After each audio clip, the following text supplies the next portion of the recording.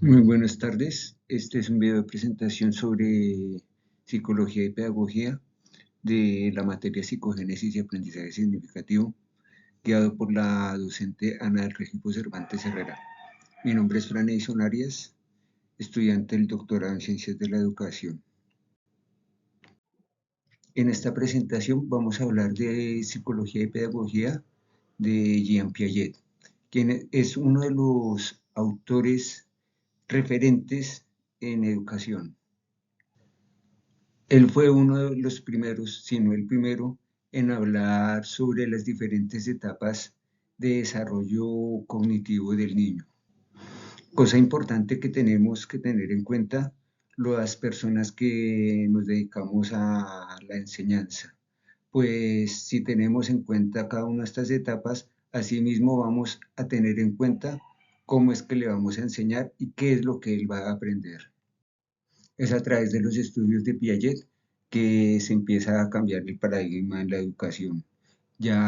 Empezamos a cambiar de una educación tradicional a una educación activa, una educación donde el docente ya no es quien se para en el tablero a llenarlo y que los estudiantes copien, sino que el docente es un formador, es una guía del estudiante, siempre teniendo en cuenta los intereses de los estudiantes, mientras que en la tradicional el estudiante era alguien pasivo, alguien en el cual no tenía o no se le tenía en cuenta sobre qué quería estudiar o sobre para qué quería estudiar. Eh, en la educación activa se tiene mucho en cuenta el juego como una herramienta. En ella hay una cooperación entre estudiantes, ahí se tiene en cuenta el aprendizaje colaborativo. Es con Piaget que empezamos a pensar en las diferentes etapas del desarrollo cognitivo del estudiante, del niño.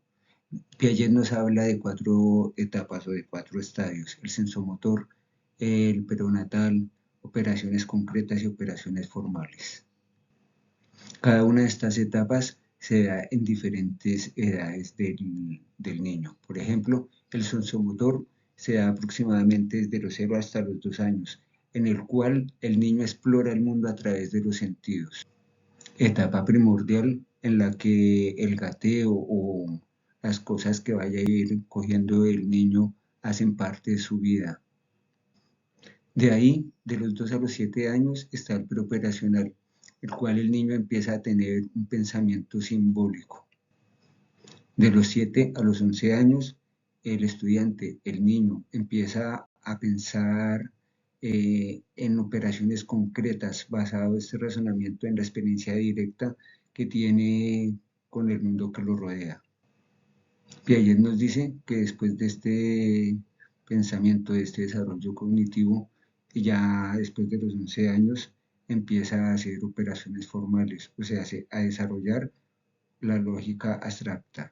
Una lógica que por supuesto no es la misma lógica que manejamos los estudiantes y por eso tenemos que tener presente cada una de estas etapas para no ir en contrariedad con la naturaleza de desarrollo cognitivo del estudiante, del niño. Podemos concluir que, según Piaget, los niños no son receptores pasivos de conocimiento. Ellos construyen activamente su aprendizaje a través de la interacción con su entorno. Este proceso se desarrolla en etapas sucesivas, desde el pensamiento concreto hasta el razonamiento abstracto. Así, la enseñanza debe ser efectiva, debe ser adaptada al momento evolutivo del estudiante, debe ser adaptada a estas edades, a este equilibrio de maduración biológica y a las experiencias prácticas. En la educación activa, el trabajo en equipo entre estudiantes ayuda a superar el egocentrismo infantil y fomenta habilidades como la empatía, el trabajo en equipo y la autorregulación. Aquí, en la educación activa, se valora la interacción social como una parte central del proceso de aprendizaje. Y claro, el papel del maestro también cambia. El papel del maestro que se venía trabajando en la educación tradicional ya no es la persona esta que está dando conocimientos y de información al estudiante, sino que el maestro actúa como guía y facilitador de experiencias de aprendizaje significativas. Para terminar, estas son las referencias que utilicé en esta biopresentación. Muchas gracias.